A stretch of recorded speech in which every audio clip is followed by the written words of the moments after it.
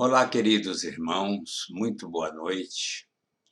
Inicialmente, rogamos a nossa querida irmã Sheila, mentora de nossa casa, e a todos os benfeitores espirituais que nos assistem nesses momentos de estudo, para que estejam conosco, ajudando-nos no entendimento das lições que nos são apresentadas, principalmente as do Evangelho segundo o Espiritismo. E hoje, no capítulo 2º do Evangelho, vamos encontrar uma passagem da vida de Jesus entre nós, onde ele, perante Pilatos, foi perguntado: Tu és o rei dos judeus? E Jesus então lhe respondeu a Pilatos: Meu reino não é deste mundo. Se meu reino fosse deste mundo, minha gente teria combatido para impedir que eu caísse nas mãos dos judeus. Mas meu reino não é aqui. Pilatos então retrucou: És, portanto, rei? E Jesus lhe replicou dizendo: Tu o dizes, eu sou rei. Nasci e vim a este mundo para dar testemunho da verdade. Quem é da verdade, escuta a minha voz. Este está no Evangelho de João, capítulo 18, versículo 33, 36 e 37. Bem, estamos então diante daquela cena onde, como foi dito na narrativa de João, Pilatos questiona Jesus. E Jesus confirma ser um rei, mas diz: Mas meu reino ainda não é deste mundo. Essa palavra ainda não está no texto. Mas nós que sabemos que o reino do Cristo será um dia o reino deste mundo, podemos completar dizendo: Meu reino ainda não é deste mundo, porque um dia virá a ser. Então, nós temos aqui instruções dos Espíritos e comentários de Allan Kardec que nos diz assim: por essas palavras, Jesus designa claramente a vida futura, o que viria, o que virá depois. E apresenta as circunstâncias onde podemos constatar que é o destino da humanidade e que deve ser o objeto principal das preocupações do homem na Terra. Virá o tempo em que estaremos muito mais preocupados, nossas atenções estarão voltadas muito mais para o reino que ainda não é deste mundo, como disse Jesus.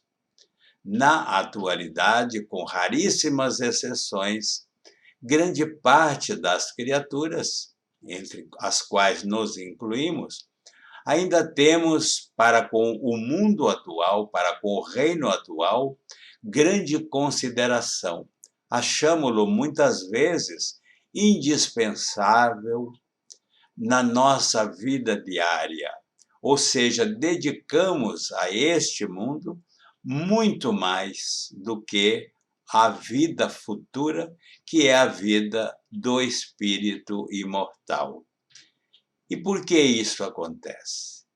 Porque ainda não estamos amadurecidos ao ponto de entendermos que os nossos interesses materiais, o que pertence a este mundo, embora sejam necessários, não devem nunca sobrepor-se aos interesses espirituais.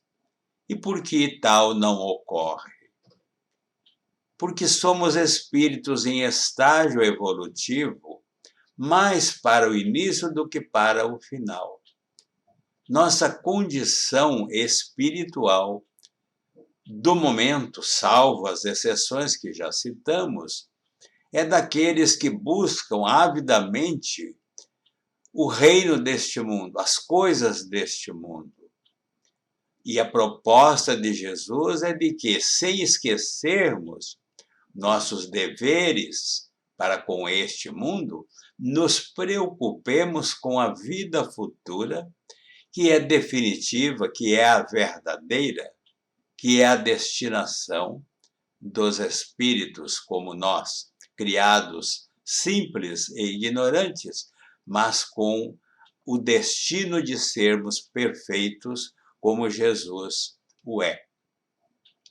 Então, portanto, com esse dogma considerado como o pivô do ensinamento do Cristo, e é por isso que é colocado como um dos primeiros encabeçando esta obra, ou seja, na primeira etapa, no primeiro capítulo, que é o primeiro, nós temos a não vim destruir a lei. E no segundo, já nos informando de que ele veio para anunciar um reino que não é o reino que nós vivenciamos atualmente, mas é um reino, uma vida futura, diferenciada, construída através do nosso esforço ao longo do tempo, até atingirmos essa plenitude de que falamos. Então, os judeus tinham uma ideia muito vaga sobre a questão da vida futura e sobre as leis divinas, sobre a questão atual, e consideravam que Deus, sendo semelhante a eles, como está inclusive dito, né, que Deus premiava ou premia aquele que tem uma descendência, que tem uma genealogia, como eles acreditavam ser, como um povo escolhido, e que oprimia os seus inimigos e favorecia os seus amigos. Então, essa ideia de um reino aqui na Terra existiu e existe ainda para muitos. E aqui ele nos diz o seguinte: então, as calamidades públicas e as derrotas eram castigo por sua desobediência. Então, naquele tempo, e ainda com resquícios no nosso tempo, o temor a Deus ainda é dominante. Não temos em Deus o Pai amoroso, justo, misericordioso, e sim ainda uma concepção de Deus que premia e castiga, assim como nós agimos muitas vezes, dependendo das situações. Não entendemos exatamente este reino de que Jesus fala, prega, ensina, que é um reino onde a justiça é absoluta, somada à misericórdia divina, que é o amor na sua plenitude. Então, é preciso que estejamos atentos ao que permeia a nossa vida diária, o que pertence ao reino deste mundo e o que pertence ao reino do outro mundo pregado, ensinado, exemplificado por Jesus. Mais tarde, Jesus viria revelar que existe um outro mundo, onde a justiça de Deus segue seu curso. A justiça divina segue o seu curso em todos os reinos, em todo o universo. As etapas em que a humanidade vive, vivencia, são diferenciadas de acordo com o processo evolutivo de cada criatura. Mas a lei divina, que é este mundo ditoso, que é este mundo que nos aguarda, ela permanece vigente por todos os tempos. É a lei do mundo imortal, do mundo do amor, do mundo da plenitude do Espírito. Então, Jesus veio para nos falar deste mundo. E esse mundo é o seu reino. Lá ele está em toda a sua glória, e é para onde retornará, deixando a terra. Isto na concepção de que Jesus veio deste reino ter conosco por um tempo e depois retornou a este reino, onde é o seu reino, onde é o seu mundo. Jesus, entretanto, conformando seu ensinamento ao estado dos homens de sua época, acreditou que não devia transmitir a luz absoluta, que os deslumbraria sem esclarecê-los, pois não o compreenderiam.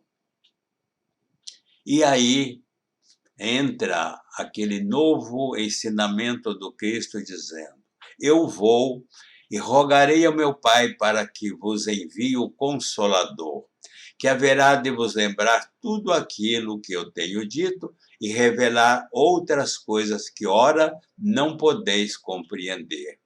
Daí o advento do Espiritismo como a terceira revelação, completando, aumentando, somando-se a esse círculo de evolução, ciclo evolutivo, que vai nos aproximando deste reino de que Jesus nos falou. Agora, existe também um outro lado que precisamos verificar. O reino de Jesus não é deste mundo, é o que todos compreendem, mas também não há uma realeza na Terra. Sem dúvida alguma, nós tivemos reis que imperaram por muito tempo, mas todos eles foram transitórios. A história registra a sequência dos reis, dos reinados que ainda existem em algum país, onde esses reis imperam de fato, mas sempre de forma temporária. O reino de Jesus, o reino a que Jesus se referia, é um reino atemporal.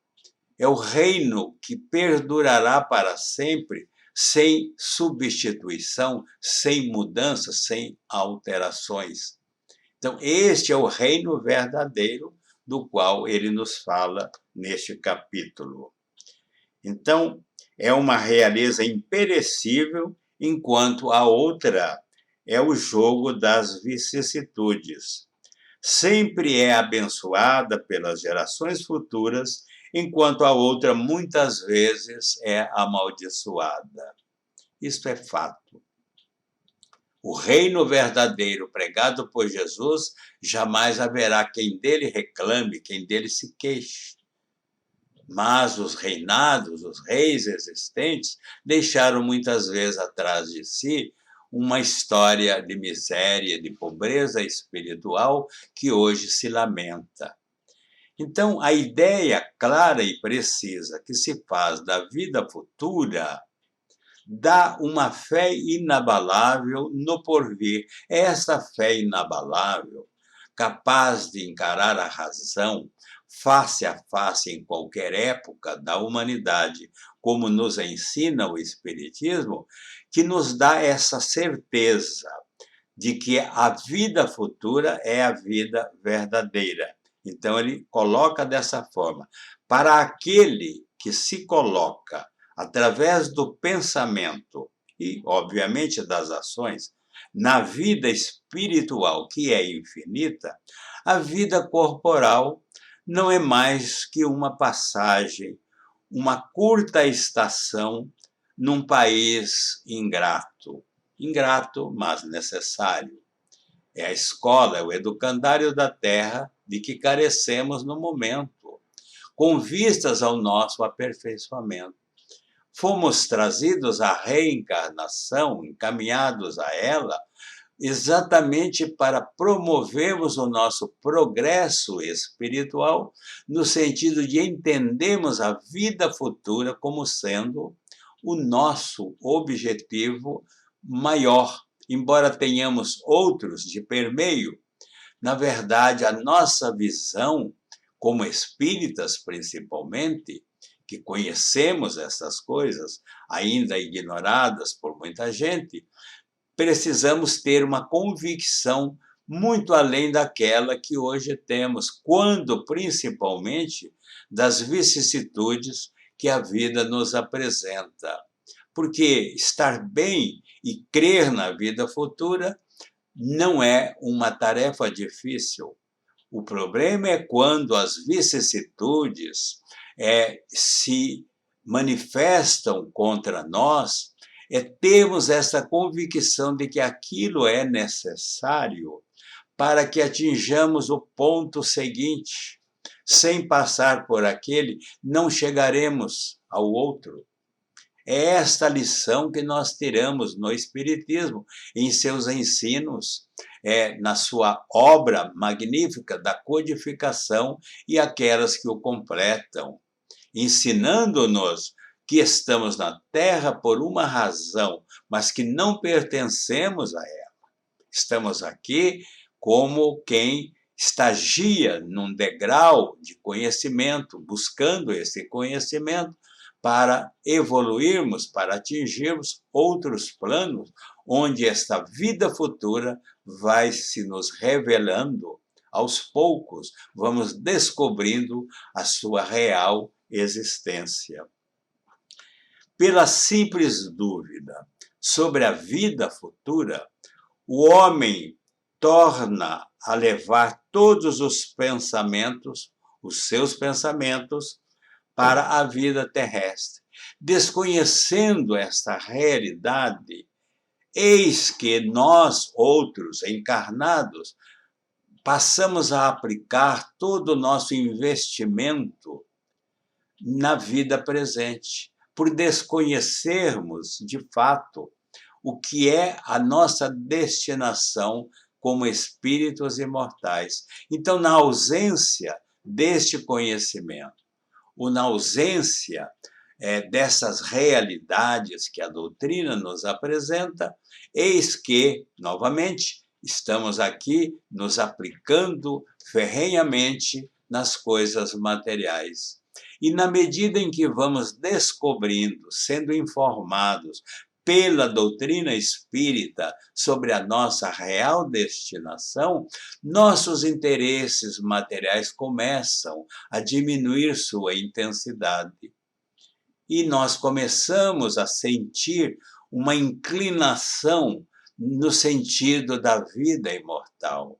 Já temos satisfação, e grande satisfação, quando agimos no lado do bem, quando aprendemos algo, quando sentimos a amplitude de tudo o que nos cerca e que a doutrina espírita nos veio revelar, completando os ensinamentos de Jesus.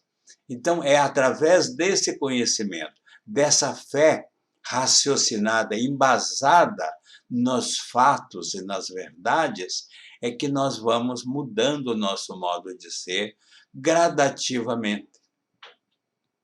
Não somos hoje o que éramos ontem, e após minutos vividos no dia de hoje, amanhã já seremos diferentes, porque algo mais veio somar-se àquilo que já tínhamos. E assim o processamento de nossa compreensão, de nossa convicção e de nossa fé vai se completando gradativamente. E aí então chegará o momento em que estaremos plenamente convencidos de que somos espíritos imortais, criados para o bem, criados para estarmos com Deus em sua plenitude, com Jesus em sua realeza, e não nos sentirmos deserdados, porque, na verdade, muitas vezes nos sentimos prejudicados, punidos, mas não há isso na lei divina. Ela está nos dando a oportunidade de crescermos para esta vida futura de que fala Jesus. E disse Jesus: meu reino ainda não é deste mundo, mas dia virá em que ele será o reino de todos nós. Que Jesus nos abençoe e que busquemos, através do estudo, cada um de nós particularmente, peguemos o Evangelho segundo o Espiritismo, raciocinemos com as palavras de Jesus, com os comentários de Allan Kardec, com as revelações dos Espíritos sobre a verdadeira realeza que está destinada a cada um de nós. Que Ele nos abençoe e permaneça conosco.